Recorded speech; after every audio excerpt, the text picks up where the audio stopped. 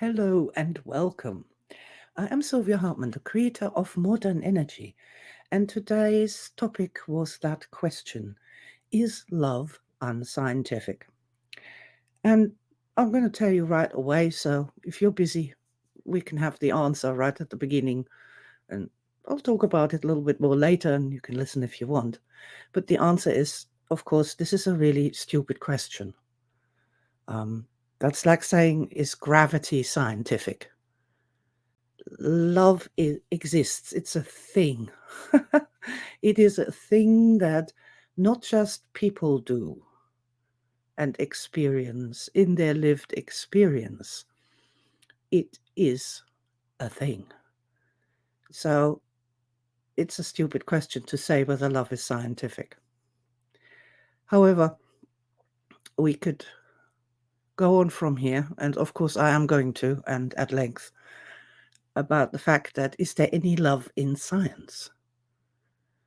And the answer to that is a resounding no. No, there is no love in science. That's a really interesting observation. And really, the reason I'm even here, the reason that I've been doing what I've been doing for the last 30 years, and that sort of sits in a star story or two, which I might tell as we go along. I'm not sure. It's just this question of is love scientific is just so deeply ludicrous. But we can start with the observation that love has been completely excluded from science. Not just love, but all the emotions. Ah, man. But love is as important in the greater scheme of things as is gravity. Think about it, Think about trying to construct a science that doesn't want to know about gravity, that ignores gravity, that isn't interested in gravity, that indeed sees gravity as some kind of major threat to the established matrix of thought, the established dogma paradigm. What kind of science would that give us? Well, a crazy science, obviously. Try and imagine having to work around this problem, this big elephant in the room, if you will, of gravity and reality. What insanity would you be creating? And so here we come really to, I just have to say this. We can debate many questions, such as should there be love in mathematics? And I completely say, of course there should be love in mathematics. The very least, the mathematicians should be in love with mathematics. They should be really high energy, super excited, deeply in love, thinking about it, dreaming about it, asking questions about it, being deeply fascinated by every aspect of it. And guess what? The very best mathematicians are. They are in love with mathematics, and that is why they are the best mathematicians. I indeed heard a lecture from some woman who was saying that where people are going wrong is that they're looking for a beautiful math formula, and that in the ugly formulas, the ones that make you go, ugh, that's where the truth lies. And I'm like, oh my God, you have literally no idea. That's just utter insanity. Of course, when it's true and right, it's beautiful. For anybody to live in a world where that isn't even true, where the truth resides in ugliness and negativity, I can't even fathom. But let's go back to our topic of love and science. Well, I'll just have to come out and say it.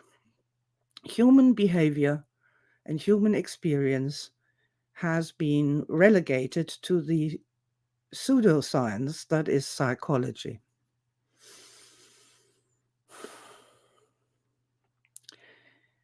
Oh man.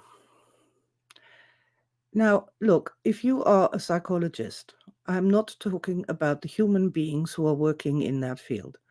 I'm talking about the field and its presuppositions. And the only reason it's still going is because there are so many good people in that field who bring their love to their clients and their studies and their ideas and their theses. They're bringing love into this loveless field of psychology. And that's the only reason it's still around. It's not around because it's true. It isn't here because it has solved any problem that human beings experience on the psychological, mental, emotional front. It isn't here because it's created marvelous breakthroughs, which allows us modern people, after, 100 years of psychology, full steam ahead, to outpace and outperform our ancestors in the way we work together and create wonderful solutions and build beautiful societies. Psychology has failed to do anything positive, but it goes a lot further than that. This whole critical thinking crap that has torn our societies apart has its very root in psychology and the ideas from psychology.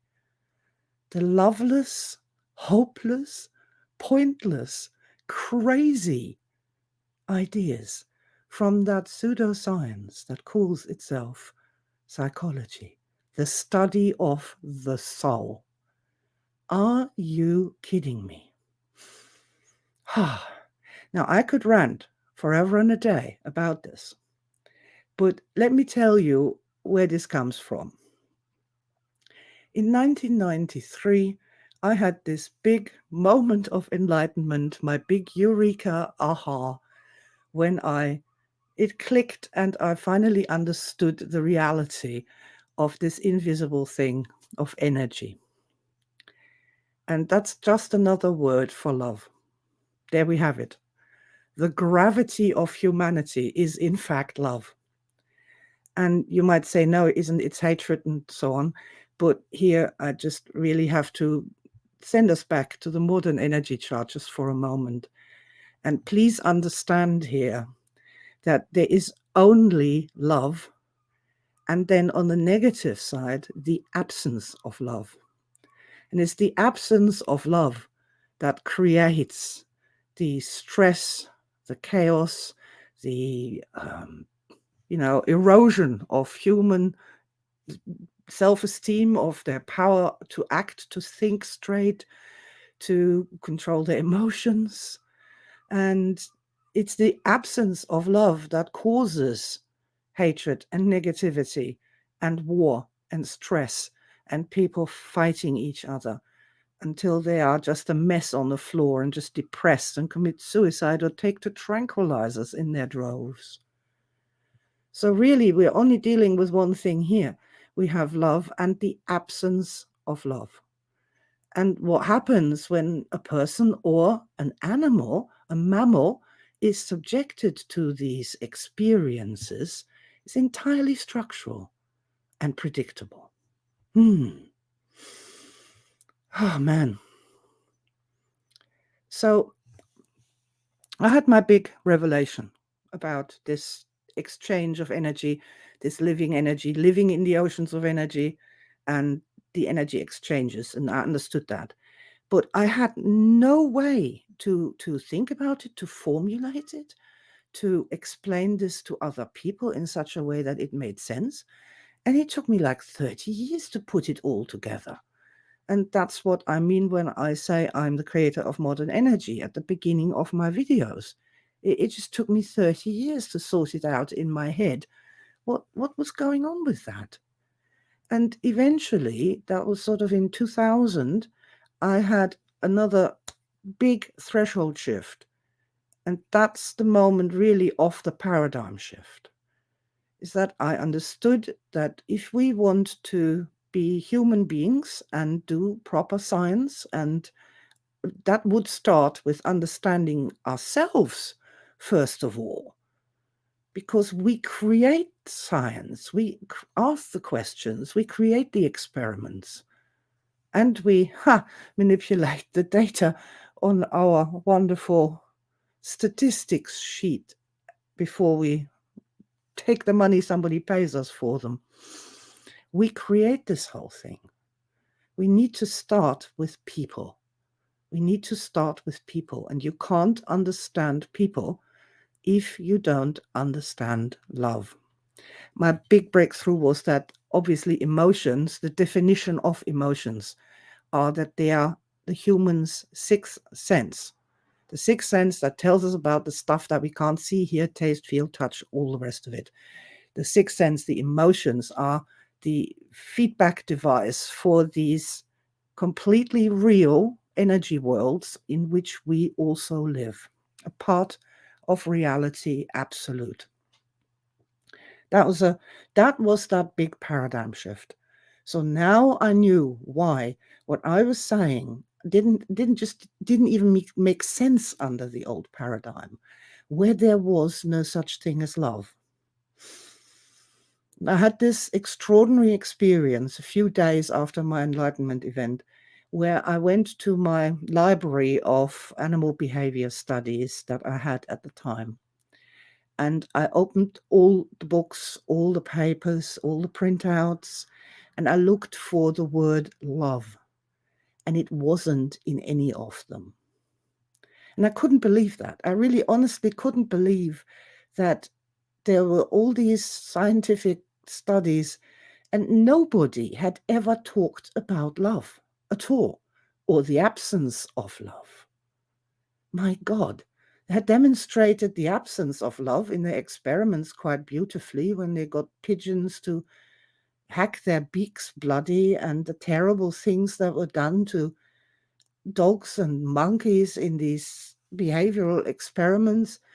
Man, I can't even think about that without getting a little emotional at the wrongness of such things. When you haven't got love, then you also don't have the absence of love, or the recognition that the absence of love is a real problem. A huge, huge problem to everything. God, it's a huge problem.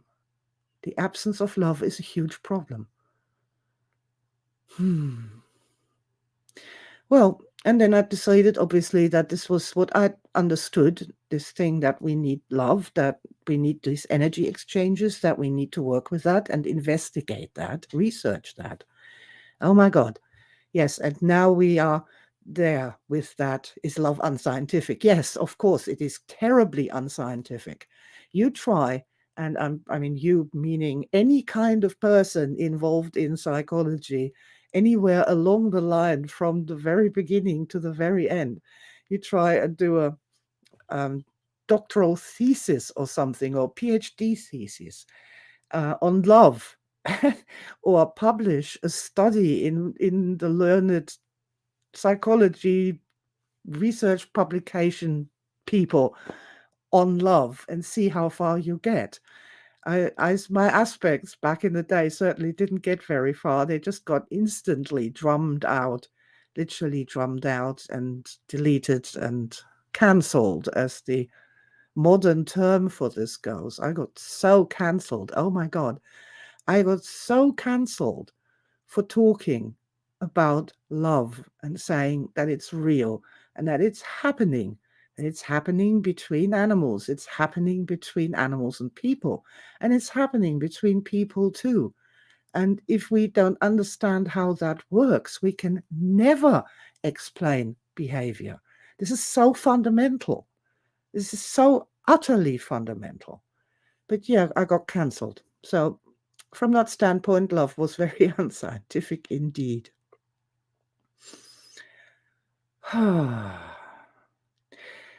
Now, I've been doing, obviously, Star Matrix myself since this came into being in 2019. And I have been when I've asked for important star memory in my life, my dear energy mind provides me, as it would you if you asked that question. And that moment of standing in front of my empty bookshelf, sitting in a sea of books, all these scientific books around me, and the word love wasn't in any of them. The empty bookshelf moment, as I called my star memory. What I didn't realize is that during that moment there, I dedicated the rest of my life to bring love back into science. That's when that happened. I gave up my life and all it could have been and engaged in this crazy struggle to try and bring love back into science, to bring love and logic together, to create a system whereby we can look at people's emotions, understand what they are, and have practical methods to change them, something that psychology could never achieve. Psychology doesn't have a decent definition of the word emotion. It has no way of dealing with emotional problems, with emotional stress, with broken hearts, with soul sick people. Oh God, has no answer to any of that. Of course it can't, because in spite of its name, it deems love to be unscientific. Oh man. It's shocking, isn't it? Absolutely shocking. Huh. Yeah. There's many things that I wanted to say about this. And sort of my how do you bring love back into science? My aspects tried very hard in various ways, but the result was always the same. You try and bring love back into science, you get cancelled. And that was a conundrum for a very, very long time, how to solve that problem. And really, the problem is answered simply by that paradigm shift that I offer anybody who would like to understand things better, to live in a world that makes such a lot more sense. It's even, in the words that we use, is that paradigm shift from a 5 sense matrix to a 6 sense matrix. I am not saying this is the alpha and omega, although, you could make the argument that love is the alpha and omega. It is the most important thing. It is the least understood of all the things in reality absolute. The way it moves us, the way it heals us, the way it uplifts us, enlightens us, makes us smarter. It's an absolute miracle, an absolute miracle. And it's not just people making it up in their heads, because animals do it too, at least the social mammals, but all the mammals. Love really is everywhere, and it really is something that we should be investigating and studying and researching. Love itself and the effects of the absence of love. Paradigm shift. The big paradigm shift was required from 5 senses to 6. So, yeah, that's what my work has been about. This is what my work continues to be. It is entirely religion-free.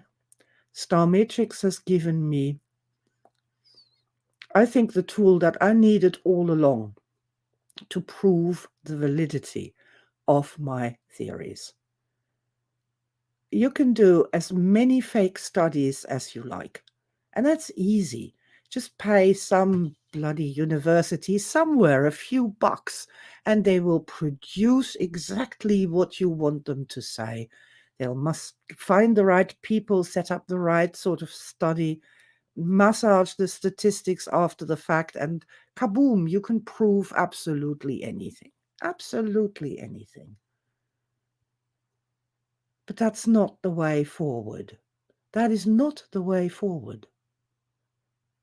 The way forward is to take every single human being on planet Earth and ask them to look at their own star events.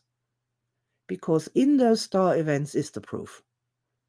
So I have thereby a research group of 8 billion people who will have their own inevitable discoveries, who can come together and discuss what they've learned, the insights that they've had about, well, those things that haven't been researched, that have been neglected, that have been cancelled, about love and its effects, the experience of it, what we learn when we connect with it.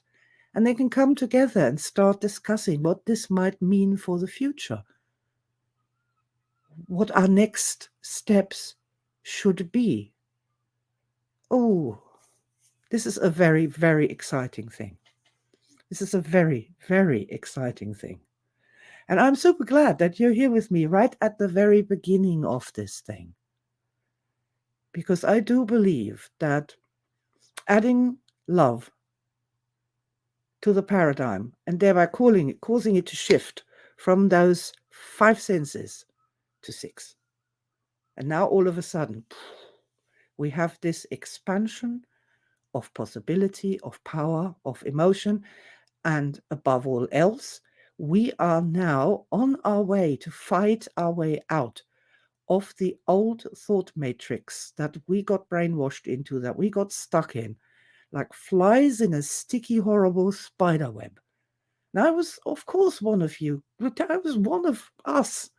I still am one of us. I am still constantly surprised by what I'm finding out with Star Matrix and particularly Starline therapy, how to do things better, how to just, man, be intelligent, be scientific about the effects of love and the absence of love, what that does. And to then immediately go on and ask that question. And now that we know this, how can we use this to our advantage? How can we use this to make our lives right here and now a little bit better? To suck a little bit less at what the things that we are doing. That's really why I'm here and what I want. And I loved talking of this morning. Once I've heard that question, is love unscientific? I just I couldn't get my head of it. I had to come and make this video, address this and say, it's time for the new paradigm. It's time for the brave people out there to come forward and say, yep, I believe that I know that love is real. Yeah, I'd love you to say that. I know that love is real. I've had experience of it myself. It really does exist. And we cannot go on any further. We can't go on any further building nuclear weapons and AIs and all these things without bringing love back into the game. We can't go on any further with this 5 sense paradigm that leads to so many problems simply because of the absence of love. So thank you so much for listening to me today. If you are brand new to the channel, I have written a book that explains more about modern energy called The Modern Energy Revolution. And that's available still free at this time on goe.ac/revolution. So please look it up, have a look through it. I've spent 30 years very carefully arranging the Lego bricks to create something that makes sense, that works, that is a foundation for this new, I want to call it the science of love, the third field, dealing with energy, which is just another word for love, in a logical and reasonable fashion that can help each one of us have happier, better lives and may solve a lot of the problems that were directly caused by that old 5 sense loveless paradigm. So, and in that sense, with lots of love from me to you. Thank you for being here with me, and please leave me a comment. Hit like on the video if you liked it, and I'll see you again soon. Bye for now.